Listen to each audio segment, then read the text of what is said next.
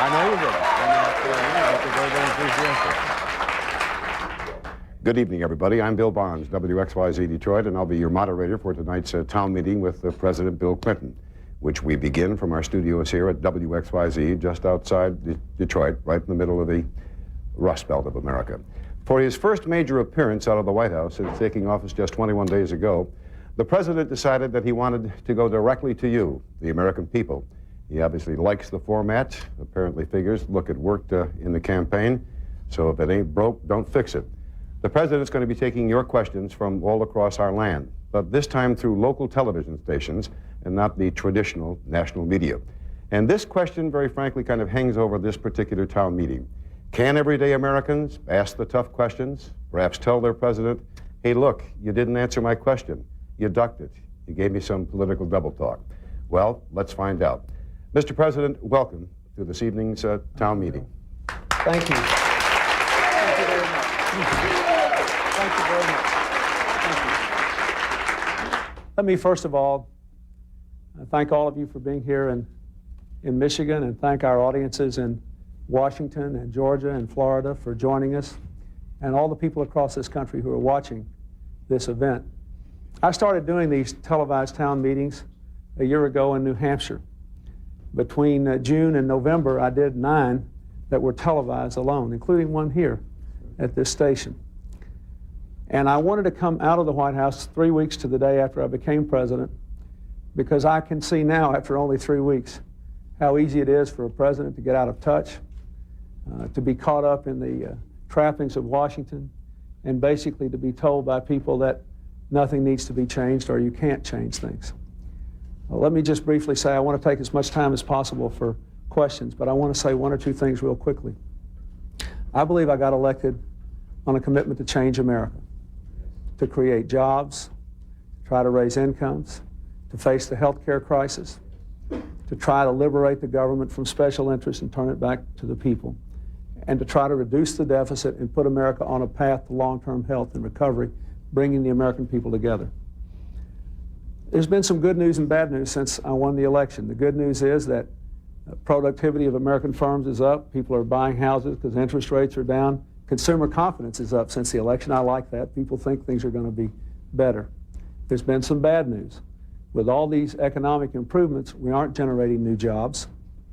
And the deficit of this country is about $50 billion a year bigger than I was told it was going to be before the election.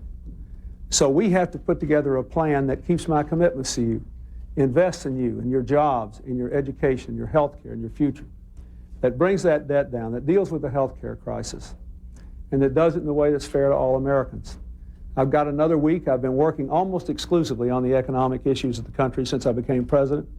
I've got another week to put it together, and I wanted to come up here tonight and just listen to your questions, answer them as candidly as I could, and share with you as much as I can my feelings about where we're going to go. But I'll say this, all the hundreds of thousands and maybe 1 million miles that I traveled, I never saw one person along a highway with a sign that said, things are just fine the way they are, don't change anything. So I'm going to keep trying to change, and I'm going to try to stay in touch with you this whole 4 years so that you can honestly tell me what you think. I'm really proud of the fact that the voter turnout was not only up, we not only had the biggest crowd for the inauguration in history, but the mail and the phone calls in the White House are running at record levels. Some good, some critical, but that's good. That's democracy. And it proves that people really feel, at least so far, that I'm going to listen and try to move forward. And that's what we're here to do tonight. So let's begin, Bill. Okay, thank you very much, Mr. President.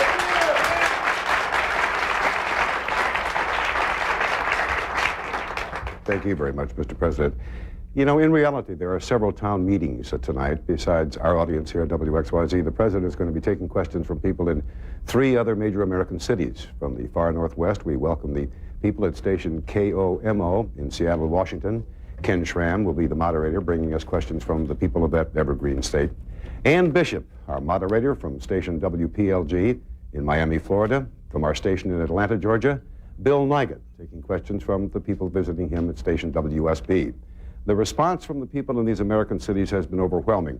And we'll begin right now by taking a question from a member of the audience here at WXYZ in Detroit and see if this bird's going to fly tonight. Our first question is from Susan Esser. Susan Esser was the political coordinator for the Ross Perot campaign for the presidency in the state of Michigan. I suspect this is going to be about, well, it's the economy, stupid, as we heard, the economy. It is. The American people, Mr. President, feel that Congress does not have the political will to balance the budget. If this is true, and as you say, if the economy is your priority, will you support a strong, balanced budget amendment, one that is not watered down, and with us send a signal to Congress that we need them to face the issue? And when can we expect Washington to start to solve this enormous problem of ours? I think you can, first of all, I'm not for any version of the balanced budget amendment that I have seen, because I think it is basically a gimmick and a way of putting the decision off. It would give us 5 years to deal with it. Secondly, if we balance the budget tomorrow, we'd drive unemployment up because it would require such terrible sacrifices. We need to do, I hate to say this again, but if you look at what the Japanese did, they had a huge deficit in the 1970s, about as big, even a little bigger than ours is now. And they brought it down over about a 10-year period until in 1990 they were the only major industrial country with a balanced budget. One reason they had low unemployment and high growth. So let me just tell you what I'm going to do, and I wouldn't rule out other measures later. I'm going to try to get the Congress to pass the modified line item veto bill that the House passed last time and the Senate didn't. I strongly support it. I'm going to try to pass a strong campaign finance reform law and a lobby reform law to free the Congress of undue influence of special interests. I'm going to ask them to cut spending dramatically across a broad range of areas and to raise some more money to try to bring this deficit down in a dramatic way that will send a signal that we're in control of our own house again, and we're going to lower interest rates as a result of it and get this economy going again. I think that's what we want. The important thing is not to balance the budget overnight, but to put it on a steady and decided downward tack. If we don't do it, let me just say, there's no virtue in any of this unless it helps you. Let me just answer this. A lot of people say to me, why do you want to balance the budget? It's no fun cutting spending or raising more money to balance the budget or reduce the deficit. If you reduce the deficit, the United States doesn't borrow so much money. We have more of your tax money to spend on the education of your children or on developing new jobs or on health care. We keep interest rates down, and it's easier for you to borrow money in the private sector, so you create more jobs. If the deficit gets bigger and bigger and bigger every year, it weakens the economy. So we have to do two things at once that no government in your country's history has ever done. We've got to increase investment in jobs and reduce the deficit, and we're going to do it. And I think we can start next week. Look at my plan, see how you like it, and see if the Congress responds. I predict to you that they will respond in a bipartisan fashion and reduce the debt for the first time in a long time. Mr. President, we've kicked it off with that first question. Thank you, Susan.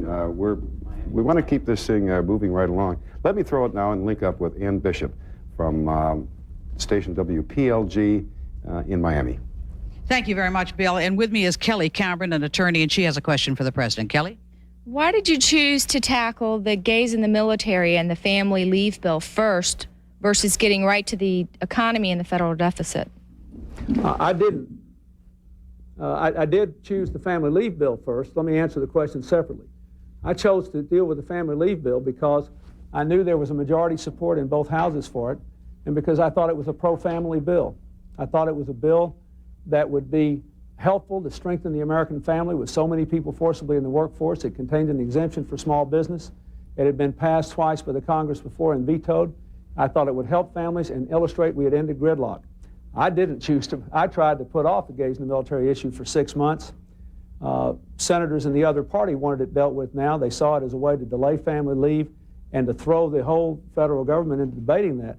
I actually spent very little time on the issue myself. I met with the Joint Chiefs on a number of issues, including that. Met with the Senate Democrats on the Armed Services Committee. But I was, frankly, appalled that we spent so much time the first week talking about that instead of how to get the economy going again. It wasn't my idea. My agreement with the Joint Chiefs was to study the issue for 6 months so we could focus immediately on the economy. Thank goodness that's what we're now doing. Wouldn't you have been better off? Oh, I'm sorry, Ann, go ahead. That's all right, Bill. We're sending it back to Detroit anyway. I'm sure Kelly's satisfied with the answer. Some people say you probably would have been better off if you sat down with Sam Nunn and a couple, maybe somebody like Admiral Crowe, a couple of heavyweights in the U.S. Senate, say, look, how do I approach this thing with the Joint Chiefs of Staff? and not get the mess that we got into. That's just what we did do. I mean, I met, the Joint Chiefs wanted to meet with me on that and other issues. I met with them. Senator Nunn got into this because I asked him to. I hate that it was written, particularly in Georgia, that there was some conflict between us. I asked him to help me craft a resolution to do what the Joint Chiefs asked, which was to review it for 6 months and to put it off. We did our best, but there were others in the Senate, mostly Republicans, who just wanted to debate it to death because they thought it was hurting the other efforts we were making. And now we're on the economy, and that's where we ought to stay. Mr. President, we're going to switch now to Atlanta, a little bit closer to your hometown part of the country. Bill Nigut, WSP. Bill? Thank you, Bill. And Mr. President, we're glad that you could join us by satellite from Detroit. We're going to start with Katie Rabkin, who works here for the Atlanta Symphony and who is a bit concerned about at least one of the campaign promises that she believes you made, and yet she feels you're not quite sure he's going to follow through on, are you, Katie? Right. I'm concerned about your campaign promise to not raise the taxes for the middle class and how you intend to keep that promise. Was that one reason? Did you vote for President Clinton? Yes, I did. Was that one reason you did? Yes, I did. Okay. Mr. President? Well, first of all, I did put out a plan which didn't contain a middle-class tax increase, but I also repeatedly said, and I said in the debates in front of 100 million people, I refuse to say, read my lips, that's not responsible. Now, what's happened since the election? We have been told since the election that the federal debt every year is going to be $50 billion bigger than we were told it was before the election. Now, I wish I could promise you that I won't ask you to pay anymore, but I can tell you this, look what I'm doing. I'm doing my best to keep my campaign commitments. I have, first of all, started by cutting the government. I cut the White House staff by 25% yesterday. I bet that's never happened in the lifetime of anybody in this audience. And it's real cuts. Today I announced $9 billion in cuts in the central administration of the federal government. $9 billion. I have also said that before I ask the middle class to pay, I'm going to ask the wealthiest Americans and companies who made money in the 80s and had their taxes cut to pay their fair share. And I'm going to cut more government spending. But I cannot tell you that I won't ask you to make any contribution to the changes we have to make. We have got to do two things at the same time. We've got to bring the debt down for the reasons that the first questioner so clearly articulated. And secondly, we've got to invest more in creating new jobs, in educating people, and providing health care for all Americans and controlling costs. I'm doing my best to do that in a way that is fairest to middle-class America. But I have to be honest with you, the debt is $50 billion a year bigger than we were told it was before the election. I'm doing my best. I have done nothing almost for 3 weeks but wrestle with this budget, try to cut costs, and find ways to finance what we have to do. But we've got to change what we're doing. Let me say, I do have an alternative.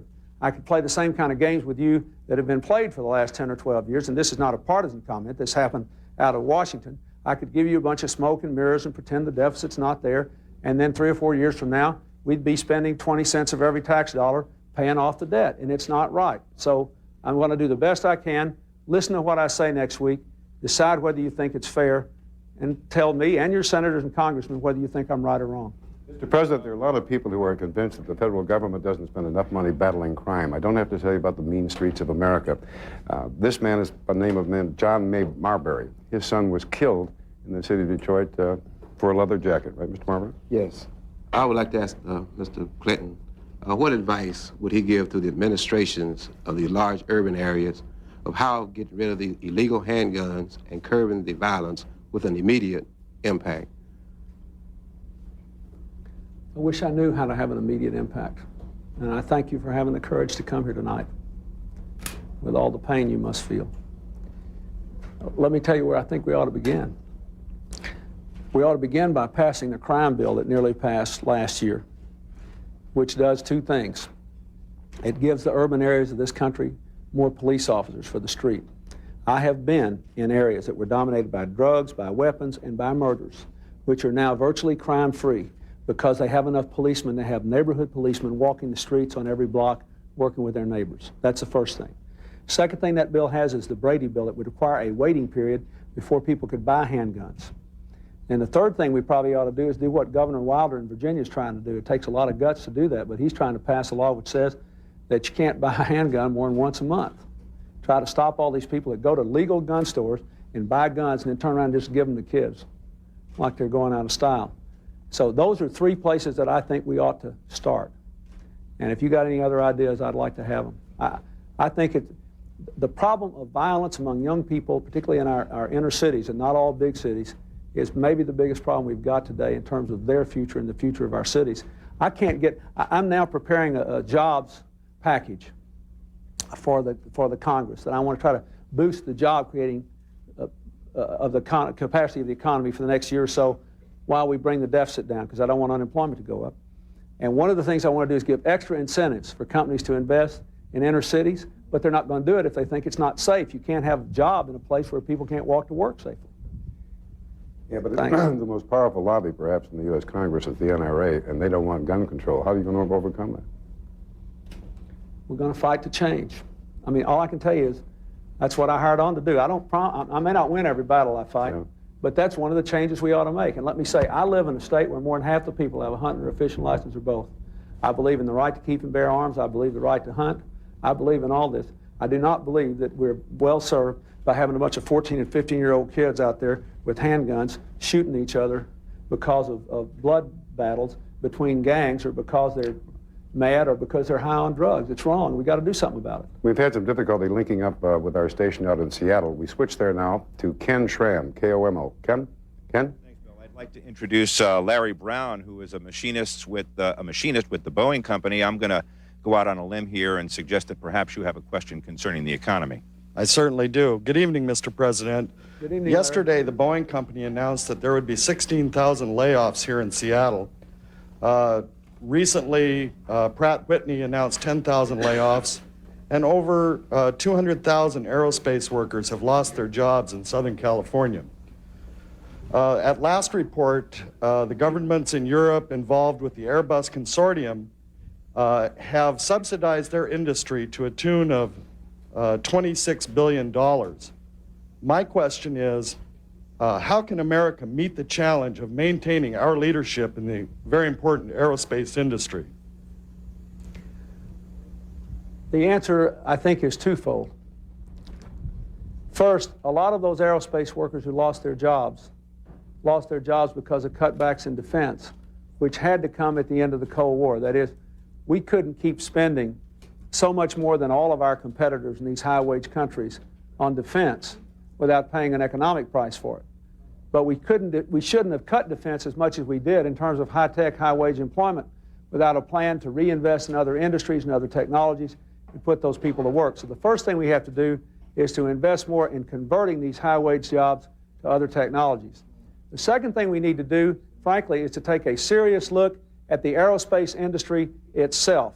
The Congress passed a bill last year that was never enacted that we're now trying to get up and going, where I will appoint someone and they will appoint some people to a commission to focus on how to rebuild the aviation industry in our country in two ways. Number one, people who work for Boeing, McDonnell Douglas, and other subsidiary companies, how can we get more jobs in making these planes and selling them at home and around the world? And number two, how can we do something about the commercial airlines themselves to avoid further bankruptcies and massive layoffs? Like we've got a Florida station here with us tonight. Miami has been devastated by layoffs at Eastern and Pan Am. So we're going to work on that, and I assure you that I'm going to have a strategy to try to invest in commercial aviation.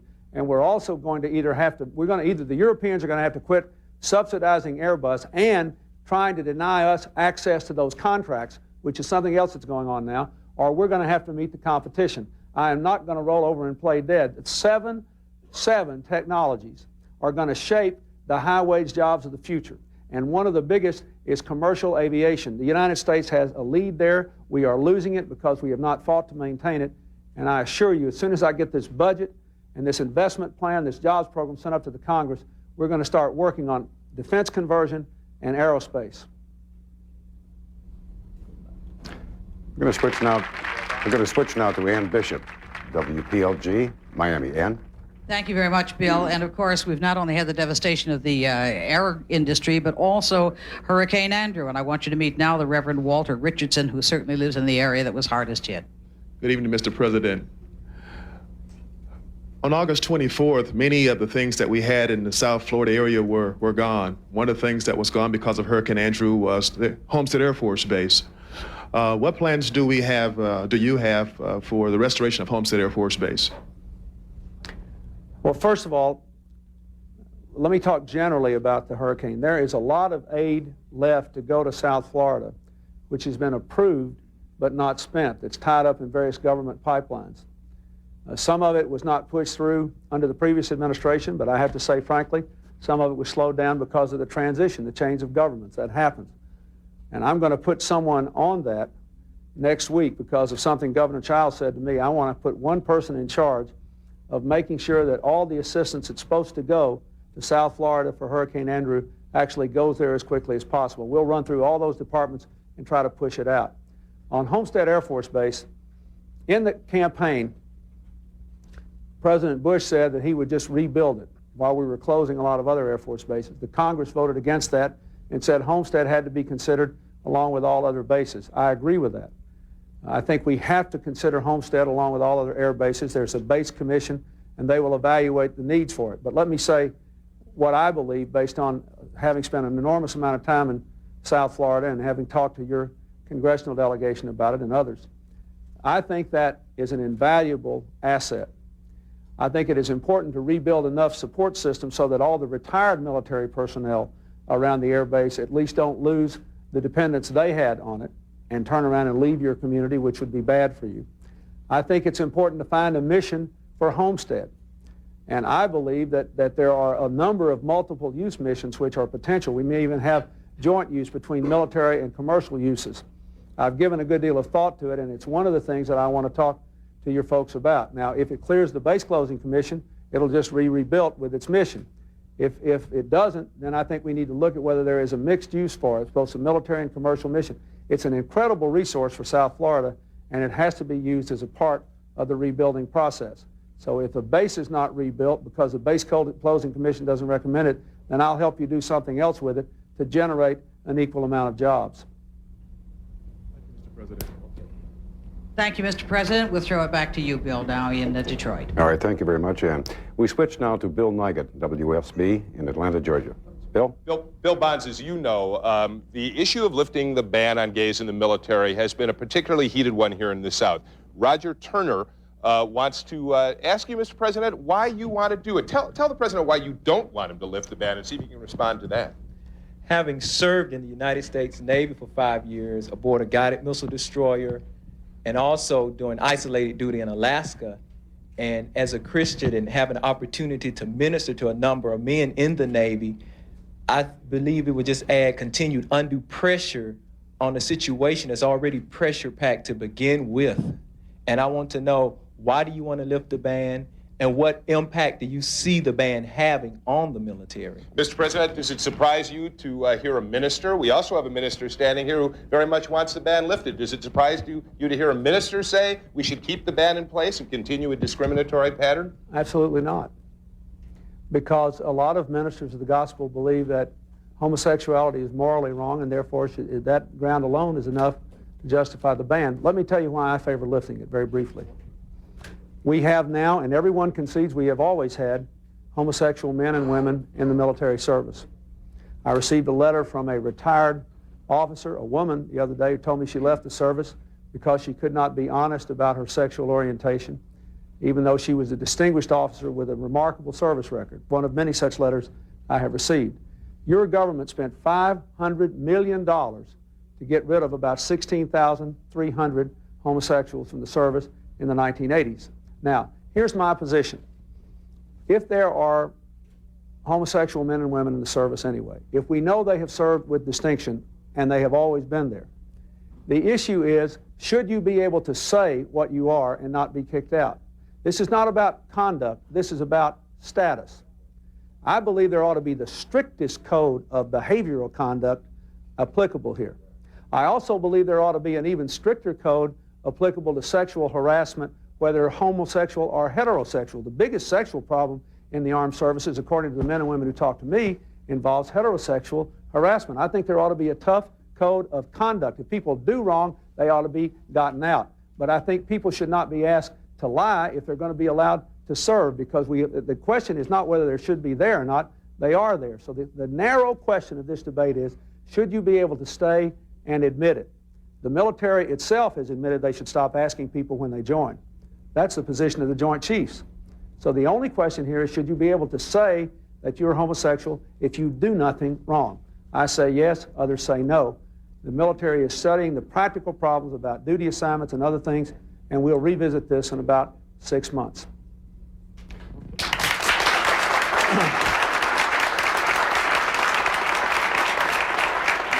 I want to advise my stations along the link up. It is time for us to take a break here. They'll be taking a break. Speaking about the military, we have military forces in the Persian Gulf. We have military forces still in the Kuwait area. Are we going over to Bosnia Herzegovina? And we'll be back with that question for you, Mr. President, in just a moment. Appreciate your enthusiasm. I think we'd save a little time if we'd hold the applause to the end so that you could get more questions in, the President of the United States could get more answers in. So you do what you want to do, but we feel it'll be better that we have troops in the Middle East. We have troops in Somalia. Are we going to go into Yugoslavia? That's this young lady's question. And why don't you, Lydia Grahovec. Lydia. Grahovec. Good evening, Mr. President. Serbian death camps and rape camps have shocked the world. And today we have heard Mr. Warren Christopher stating that he supports negotiated settlement in Bosnia. How does one negotiate with war criminals without a clear enforcement to let them know that they have to stop with the atrocity? And how does one ensure that the Serbs will not continue with their atrocities and that they will negotiate in a good faith and that they will lay down their arms? Will you ask NATO for their enforcement of the terms of agreement and give them the authority to use force in this case? And will you also help Croatia regain its sovereignty on the territories it's lost so that 700,000 people can return to their homes? Thank you. Thank you. I'm glad you asked the question in the way you did. I was afraid you were going to ask me why we agreed to get involved in this process today. Just for the benefit of the people who don't know as much about it as you, let me tell you what happened today. Today, the Secretary of State announced a new policy by our government that we would agree to become more involved in what is going on in Bosnia. Not in committing our ground troops now or anything like that, but in trying to get involved in these negotiations to protect the rights and the integrity of the Bosnians, the Croatians, and others who have been basically subject to the assaults of the Serbs. That we would be in a position to say we're not going to enforce a peace agreement on the Croatians or the Bosnians that they don't believe in, but that if we can get an agreement, then the United States would participate not alone, but with the United Nations and with Europe in guaranteeing that the agreement would protect the basic human rights of the people involved in the terms of the agreement. Now, people say, so we are not committing today to make war in the former Yugoslavia. We are committing to try to help get a peace and then to enforce it. Why is that? Because if we don't, number one, the terrible principle of ethnic cleansing will be validated. That one ethnic group can butcher another if they're strong enough to do it at the end of the Cold War. Number two, that problem could spread to other republics and nations near there. Never forget, it's no accident that World War I started in this area. There are ancient ethnic hatreds that have consumed people and led to horrible abuses. You know about it, the rapes of the women, the murders of the children, all these things you have read about. We've got to try to contain it. And I think we have to be very stronger, much stronger standing up to aggression. We've got to get the heavy weapons out of utilization, you implied that. We've got to toughen the embargo against the Serbs. We ought to open a United Nations war crimes inquiry, and we ought to enforce the no-fly zone against Serbian aircraft strongly. Those are the things that I think we should do. I do not believe that the military of the United States should get involved unilaterally there now. We have to work with these other countries. And I might say that that's the position that General Powell and our foreign policy folks have taken. But this is a much more aggressive position than the United States has taken. But I can tell you, folks, we're not going to make peace over there in a way that's fair to the minorities that are being abused unless we get involved. And if we don't get involved, and the thing spreads all over creation over there, then we'll be pulled into it in horrible ways that could be very dangerous to our people. So we ought to do what is right now. It's also what is safest for the United States. But isn't it a reality, Mr. President, that if the United States doesn't get involved and doesn't lead, nothing's going to change? I think that it is reality that if we don't get involved, either nothing will change or the Bosnians will be wrecked and the Croatians will be hurt badly. And it could still spread after that. Oh, and it could go into Kosovo, which is next door. It could go into Macedonia. You could involve the Turks. You could involve the Greeks. We could have a serious, horrible problem. Then you've got a major policy decision to make. I just did it. We're going to get involved. I don't think she thinks you did make it. Let me just say, the United States has learned one thing. When we operate, look at the Gulf War. If we operate with the support of the United Nations and with the support of Europe and with the support of our allies, we can do a lot of things at an acceptably low cost of life and get something done. If we go off on our own and everybody else is over here, we can't get it done. I have to deal with the fact that Europe believes today that negotiations are possible, that Russia wants negotiations from a different point of view, and even though they've been historically sympathetic to the Serbs, they have supported our position that we ought to toughen the embargo and stand up to aggression. And if I go in there and the United States now takes a leadership role, I think there's a real chance we can stop some of the killing, stop the ethnic cleansing, and get a peace agreement, and then we'll have to help enforce it. She's absolutely right. If we don't have an enforcement mechanism, you won't be able to do it. But I believe this is the best thing to do for the Croatians and for the Bosnians and for humanity at large in the former Yugoslavia. I think it's the right thing to do. Thank you, Mr. President. Ken Tran, KOMO in Seattle. Thank you. Mr. President, my understanding is that while you were en route to tonight's program, while aboard Air Force One, you called an area hospital because you were concerned and wanted to speak to some parents and some children who've been affected by the E. coli bacteria contamination in this area. I'd like to introduce Vicki and Darren Duttweiler, whose 16-month-old son remains in critical condition at Tacoma's Mary Bridge Hospital, and they have a question concerning health care. Mr. President, actually our child is at Children's Hospital in Seattle, but he is in intensive care and critical condition. And only 2 days prior to him going in there with E. coli poisoning from tainted meat, my husband lost his job and we were left without medical coverage. I'm Canadian originally and always took comfort in the medical system there and in knowing that my children would be taken care of. My question to you now is, what are you prepared to do in regards to the tainted meat problem? And is there any hope in the near future of seeing universal health care so that no one else has to go through what we've gone through?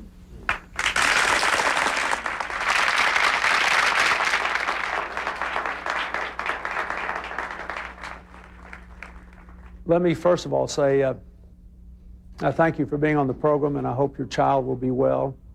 I did call 2 other sets of parents who are in the hospital with their children on the way out here just to inquire about that and to get their ideas about what we should do. Let me answer your second question first. As I'm sure you know, I've asked my wife to head a task force to come up with a bill within 100 days which will bring a new system of health care to America, which offers us the chance to provide basic health coverage to everybody, to stop people from losing their health coverage when they lose a job, to stop people from their inability to change jobs because they've had someone in their family sick, and to bring the cost of health care in line with inflation. I think we can do that, and if we don't do it, we'll never balance the budget, and we'll never restore health to this economy.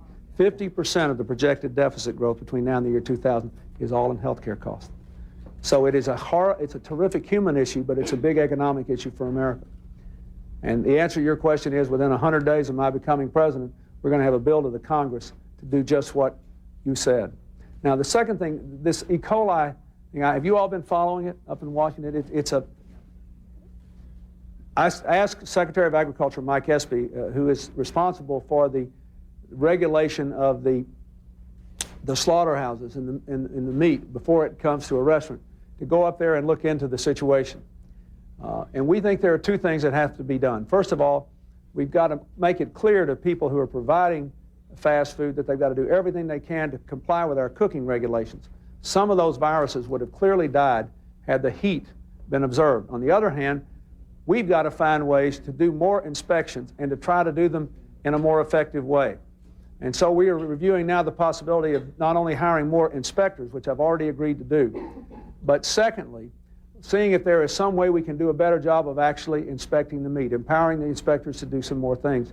We have got to do that. And I can tell you, if you have any other ideas, I'd like to have them. The parents, it struck me that I talked to today, had some quite good ideas that we're going to pursue.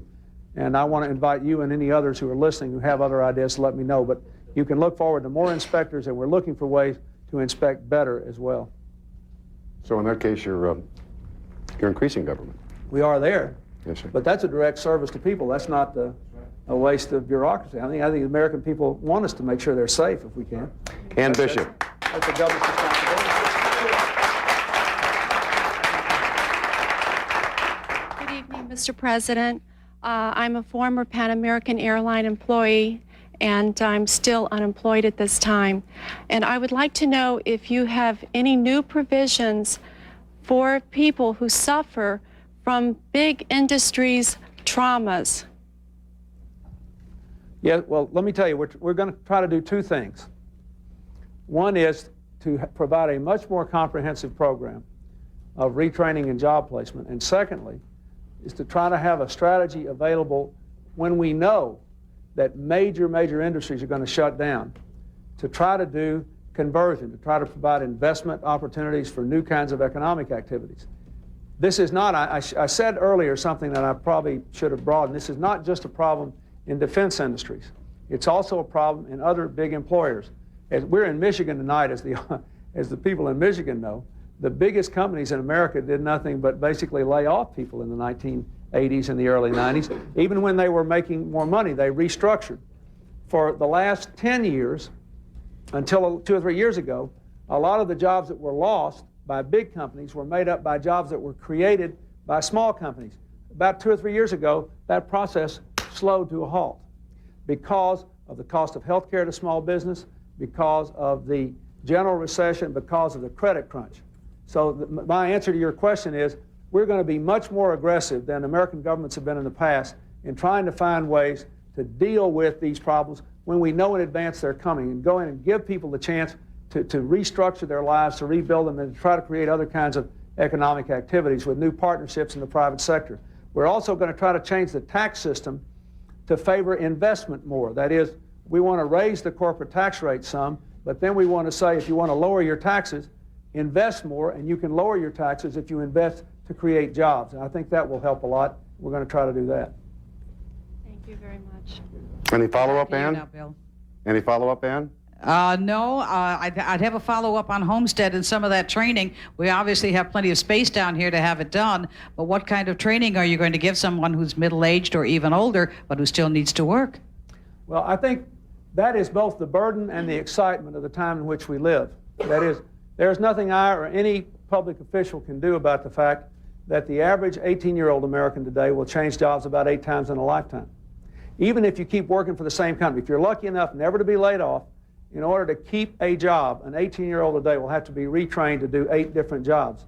So whether we like it or not, middle-aged people will have to keep learning new things, developing new skills. Now, that will be very exciting and interesting for people in their middle and later years if we can spare them of the gnawing insecurity of thinking they're going to be thrown onto the scrap heap of history, they're going to lose their job and never get another one, or they're going to lose a job and then get another one making a third of what they used to make. That's our great challenge, and we are working on it. That is something that I think America ought to be able to lead the world in, and now we're behind some of our other countries. Mr. President, is it possible to pay them and give them benefits as well, like health benefits while they're learning? Oh, I think so.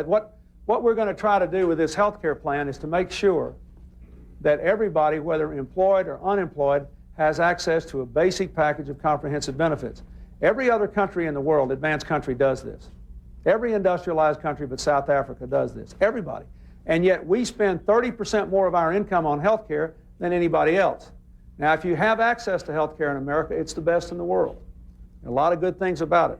But there are ways to give people the choice of doctors, high-quality care, and do it for lower cost if we're willing to take on the insurance cost, if we're willing to take on a lot of the other waste in this system, the phenomenal waste. The paperwork in the American healthcare system alone is enough to cover virtually everybody without health insurance. You know, let me just give you an example. We are hiring, most hospitals in America today for the last 5 years have hired clerical workers at 4 times the rate of healthcare givers like nurses, even though there's been a national nursing shortage. Why? Because we're the only country in the world with 1,500 separate health insurance companies writing thousands of different policies, covering small groups with a blizzard of rules that would choke a horse. Plus, the government makes it worse by the way we run Medicare and Medicaid. and we're going to try to fix it. It's the most complicated problem I've ever messed with, but if we don't fix it, we can't control the deficit, we can't restore health to the economy, and most important, we can't restore security to the lives of people like those who've asked these questions tonight. Ann Bishop, thank you very much. We're going to switch now to Bill Nigut, WSB in Atlanta. Bill? Child care and the terrible dilemma that so many working parents have had finding competent child care has obviously been in the news a great deal recently, Mr. President. Patty Henry lives in a community just north of Atlanta. She is a first-time mother with a 6-week-old baby, and you want to go back to your job as a nurse. Right. You're struggling with that dilemma. Right. What is there something that you think that the president can do to help ease this terrible child care crisis out there? That's what I want to know. I'm obviously going to be a working mother, and I'm very concerned about the child care crisis, which has finally been thrown into the spotlight with Nannygate. And I would like to know what your first thing is that you're going to do to address the child care issue, to make it affordable and reasonable. Let me ask you, can you hear me? Yes, go ahead, Mr. President. Bill, I'd like to ask your questioner a question first. As you contemplate going back to work, is your biggest concern the cost of child care or the availability of quality care? The quality of the care, the quality of what I can get for the affordability of what I can get, if it is even worth it to go back to what we have available. And what about working mothers who don't have any choice about going back to work? Where can they take their children and have it be affordable and quality care where they're sure their children are safe and getting good care? Well, I think there are 2 or 3 things we can do that we are working on now. First is to work in partnerships with states to help them to develop high standards for child care, but also quality care at affordable prices. And one of the things that we did in my state when I was governor is to spend a good deal of our training money, for example, training people who were on welfare but who were quite intelligent and capable of, and for taking care of their own children, to work in child care facilities and moving them from welfare to work in ways that took maximum advantage of money the taxpayers are spending already and lowered the cost of child care. And we often put these child care facilities in and around job training facilities to help working mothers and working parents that were going back to school. Sometimes they were going to school and working at the same time. I think we can do that. The second thing we can do is to increase the earned income tax credit for working Americans, especially middle to lower middle income working Americans, so that they will have more disposable income to pay their child care expenses. The third thing we can do is simply to increase the child care credit itself. We basically have got to make the economics of this work. And I think there are lots of other things that can be done, but they won't affect the population as a whole. The population as a whole needs to be helped by making sure you've got a steady stream of trained quality child care workers and then more income for middle class people, either through the child care tax credit or through the general earned income tax credit, which basically says if you work 40 hours a week and you've got kids in the house, you shouldn't be put into poverty because of your other expenses, including child care. The government ought to reduce your tax burden, if necessary, even give you money back, as long as you're working hard and playing by the rules and you need to take care of your kids. Mr. President, as long as we're on the subject, let me come in the back door on it and ask you the same question that many Americans apparently have felt, and that is Judge Kimba Wood certainly did everything she could legally to obtain child care. Why was she penalized, punished, by being eliminated as a candidate for Attorney General if, in fact, she dealt with this rather difficult problem in a perfectly legal way?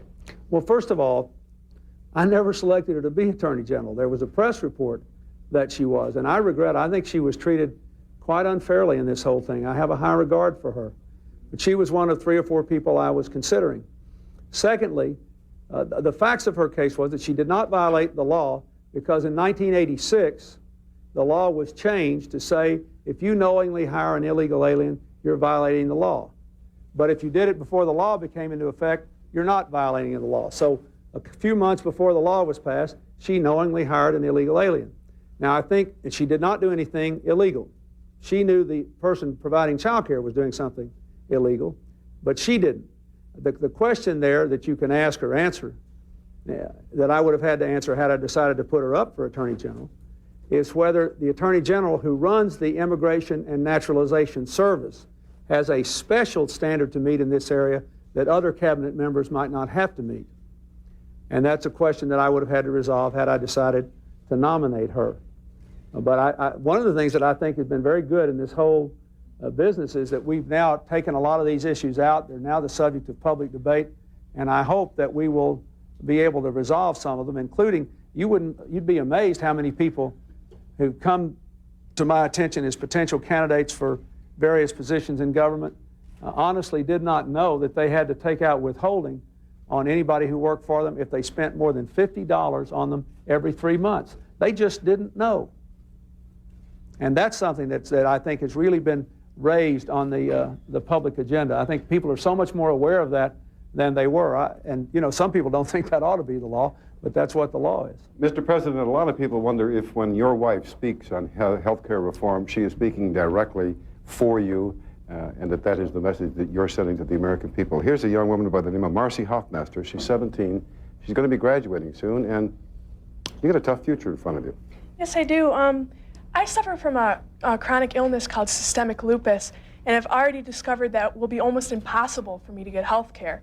I'd like to know what you're going to do to ensure that people with a pre-existing condition can get health care. And also, if the government decides to regulate health insurance and prioritize illnesses, where will long-term incurable illnesses such as lupus, cancer, and AIDS stand on that list of priorities? Let me answer your first question first. The reason so many people with pre-existing conditions can't get health insurance is because people are so often insured in very small pools. Like, look around here. Suppose there are only 60 of us. Suppose there are about 60 people in this room. Suppose all of us belong to a group health insurance, right? And suppose we have the standard array of illnesses and problems, and a couple of us have cancer, and you have lupus, and maybe one person has HIV, and all the rest of us are healthy as can be, right? It only takes 1 or 2 people in a group that small to bankrupt the pool.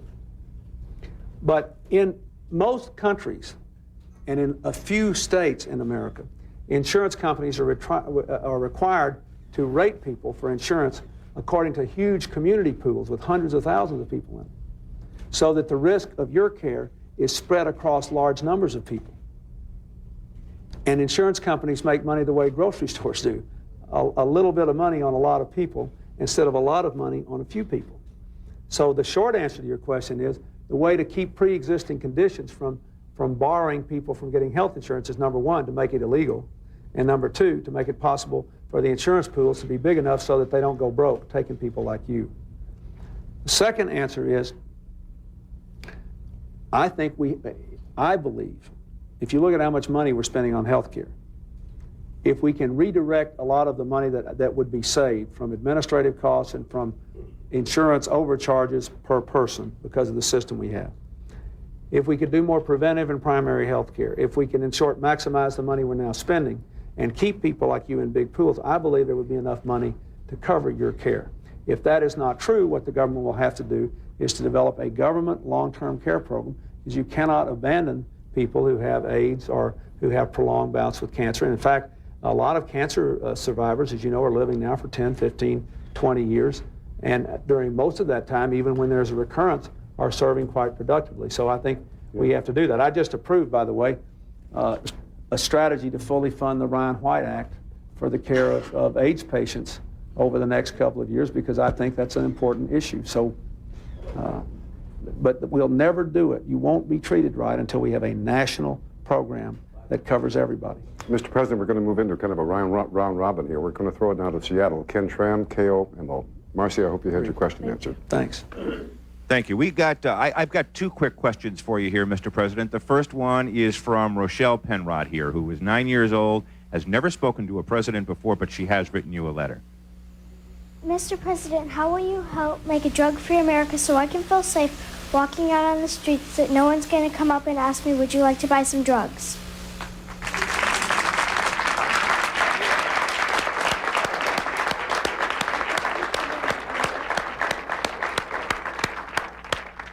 Good for you. There's no easy answer to your question. One thing I can do is to speak out. Another thing I can do is to hire a person to be our national drug czar, the developer, the leader of our drug policy, who understands that you have to have a combination of things. You have to have a strong education program in the schools. You have to have a strong program in the communities to keep the streets safe and to protect the children, to give them something to do. And you have to have a strong enforcement program designed to break those people who are bringing drugs into our country in large quantities. I went to college with a person who's done a lot of very serious prosecution of people involved in and around drug transactions. And he tells me one big mistake we've made, for example, over the years, is not to go after people who make big money at it by chasing the money instead of the drugs. So all I can tell you is that drugs have affected my family. I hate what they are doing to America and to children's futures. And I'm going to do what I can to fight it through education, through treatment, through opportunities for safety on the streets, and through trying to go after the people who are really causing the problems. No, get in this. Who's next, Bill? Well, you have not here in the studio, but I think we're going to throw it to Miami Ann Bishop, WPLG. Ann? Good. Thank you. Thank you very much, Bill. We have with us Marlene Bastian, who has a question for you. Marlene? President Clinton, during the presidential campaign, you severely criticized George Bush's policy on Haitian refugees. But now, you're not only carrying that same policy, you also place a naval blockade against Haiti, giving these frightened people no chance to escape. How do you explain these actions, especially at a time when the situation in Haiti is as bad as possible? Well, for one thing, the situation in Haiti is getting better. But let me tell you, I explain the action in the following ways. My policy is not the same as President Bush's policy because I'm trying to bring democracy back, because I am committed to putting more resources there to process people who want to be political refugees and can meet the standards and bringing them safely to the United States. Let me tell you why I did what I did. I did what I did because of the evidence that people in Haiti were taking the wood off the roofs of their houses to make boats that were of questionable safety, to pour in thousands of numbers to come to this country, when we knew for sure hundreds of them would die on the high seas coming here in a human tragedy of monumental proportions, and that if they came here, they would all come to South Florida, where the unemployment rate is high, the government is strapped, they don't have any money, and the federal government has constantly broken their commitment to the people of South Florida to help them deal with the immigrant problem. I decided that the better course was to launch an aggressive effort to restore democracy to Haiti and to launch an aggressive effort to protect people who want to apply to be political refugees in this country in Haiti and to process their applications all over the island, which is what we are doing now.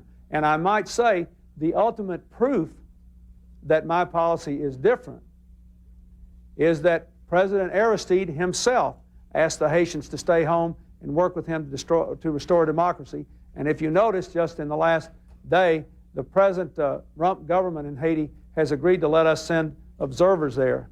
And I look forward to fully changing the policy and to restoring democracy to Haiti. But I could not in good conscience let hundreds of people die on the high seas and create an enormous problem simply because the United States has not used its muscle to restore democracy to Haiti. That's the problem, and that's the one I'm trying to tackle. But Mr. President, if you place or slap an embargo on Haiti, you don't hurt the people at the top. You hurt even more severely the people at the bottom. So how does that put... They're going to take care of themselves. All along, yeah, but I mean, if it gets worse... But if we lift the embargo, I think what incentive does the government have to change? That is an unelected government there. The man who was elected president, everybody down there concedes if he were on the ballot again today would win overwhelmingly. And we have got to try to restore democracy there. I want to lift the embargo very badly. I want to do more than lift the embargo. I want to help rebuild the economy of Haiti. That would be good for America. They could be good partners for us. A lot of the Haitians who are in South Florida would dearly love to go home. But I am not going to lift the embargo as long as there's a government down there oppressing the people. You can't do a town meeting every month, Mr. President, and many people in the White House press corps are saying he's going to have to come and answer our questions. You've got about 15 seconds left to answer that question. How are your relationships with the White House press corps? I think they're all right. They'd like to talk to you. Well, I answer their questions just about every day. They come in and ask me questions, and I answer them. Yeah. But we don't see the world the same way. Well, I think the point is, are there going to be many more of these? Oh, I hope there'll be a lot of these. Okay, thanks, Mr. President. I hope there'll be a lot of them. Very frankly, time has run out.